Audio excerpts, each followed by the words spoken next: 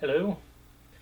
So, unless you've been living under a rock somewhere, you're aware that the Olympics ended, the 2024 Summer Olympics.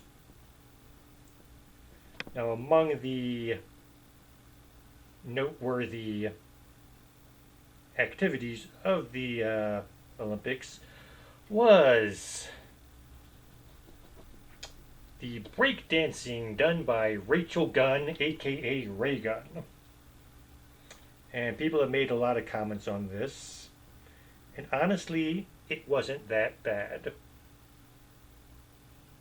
compared to other things in the Olympics. Gotta throw that caveat out there because that's what I'm talking about. So,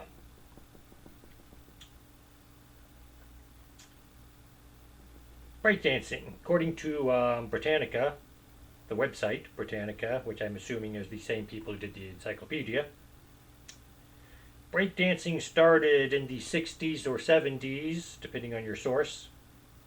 It was primarily in New York. Other large cities, I assume, picked it up. The article didn't say much about that. It became popular in the 80s, early 80s. Michael Jackson did the moonwalk, and that's what the article says sort of spurred people on it. It spurred people onto the one move there. The regular street, people doing all the spins and stuff. Michael Jackson didn't actually do that, although he included it in some of his videos. He had people doing it, so he helped popularize it. So I was sort of amazed to find out it started in the 60s, honestly. But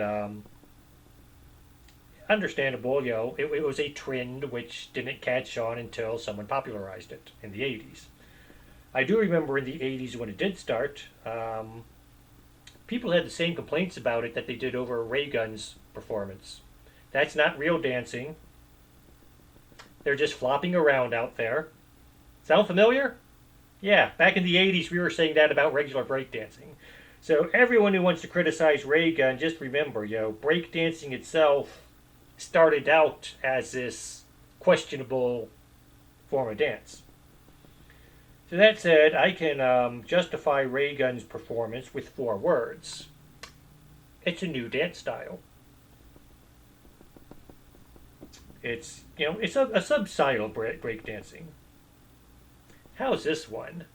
It's experimental interpretive breakdancing. If one of the announcers at the Olympics had said that on international television, all of Raygun's critics would be like watching her think, "Ooh, I see what she's doing there. This is impressive."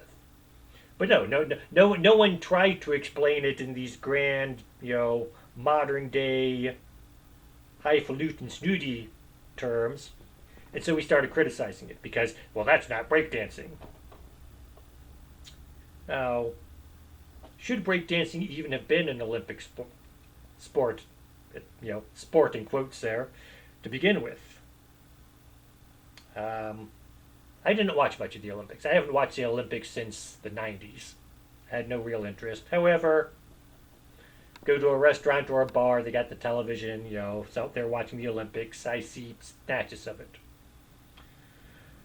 So the gymnastics, the floor exercises, I'm watching it, and they do some tumbling, flips, and cartwheels and stuff, and then they turn and do some more tumbling, flips, and cartwheels and stuff. Then they get down and they start doing this pommel horse stuff, only without a pommel horse. And so they're on their hands and they're twisting their, it's basically a pommel horse routine, but they don't have a pommel horse. And when I first saw that, I thought, are they breakdancing? Because it looked a lot like breakdancing. So I can see how some people would consider maybe breakdancing is an Olympic-worthy sport. But on the other hand, we already have a sport in the Olympics which is doing very similar breakdancing techniques, which take more skill. So do we need another one? Now, there were worse things that happened at the Olympics. I was unlucky enough to catch part of the closing ceremony. And so, Guy's got the Olympic flag and he waves it a while and he hands it to the next person. They pass it down this line, waving the Olympic flag.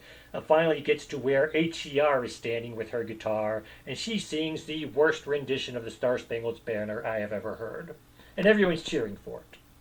Why did that get cheered and Raygun not get cheered? Then Tom Cruise comes down from the ceiling, takes the flag, gets on a motorcycle, starts driving through the streets of Paris. They've been emptied for him because this is all pre-staged and it's, they don't want pedestrians on there getting in there filming. Although most people watching it think it's spontaneous, this was all planned, horribly planned. Gets on a plane, flies to California. Someone takes the flag on, he parachutes out. Gives the flag to someone on a bike. They ride up to the old Olympic Stadium. Someone takes it and starts jogging down the street with it. Other people start joining him. This is like there's like a insurance commercial where this happens, where a guy's walking down the street talking about insurance, and people spontaneously start following him. That's what this reminded me of. It's supposed to look spontaneous, but was obviously choreographed. It was poorly choreographed. Raygun's routine was choreographed. Was it done well? We can argue yes, no. But the closing ceremonies of the Olympics, same thing. It was poorly choreographed, poorly planned out, poorly carried out, and yet everyone cheered for it. If you cheered for Tom Cruise driving down the Champs-Elysees with an Olympic flag, and you criticized Rachel Gunn's performance, you're a hypocrite.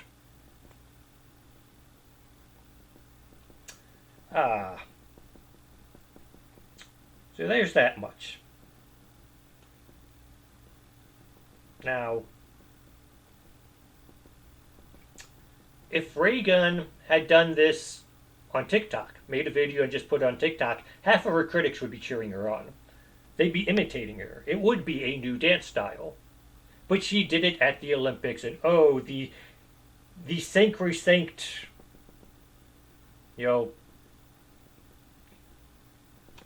highfalutinous, wrong word there. The sanctity of the Olympics was besmirched by her doing this routine there. No, it wasn't. A lot of her critics are just jealous that she got a free trip to Paris out of this. When again, now, if you're Australian, you could watch her routine and say, okay, so how much of my tax money went to sending her to Paris to do this?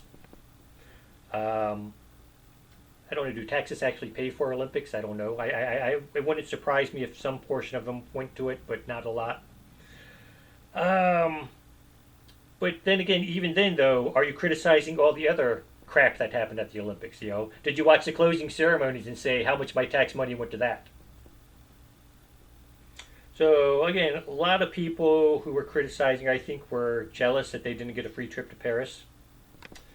Now, like I said, a lot of her routine, just a little bunny hop thing, the deet thing she did, that on TikTok would have made the entire routine popular and people would have been imitating it.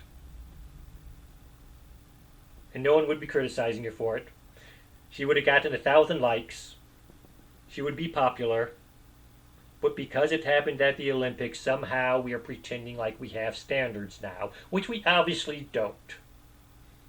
I mean, the Olympics, if there's one thing the Olympics proved, is we don't have standards anymore.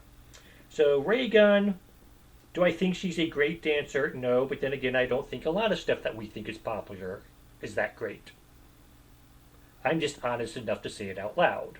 So I will support her in the sense that everyone criticizing her is, or most of the people criticizing her at least, are hypocritical. So that's it. Have a nice day. Rachel, keep dancing.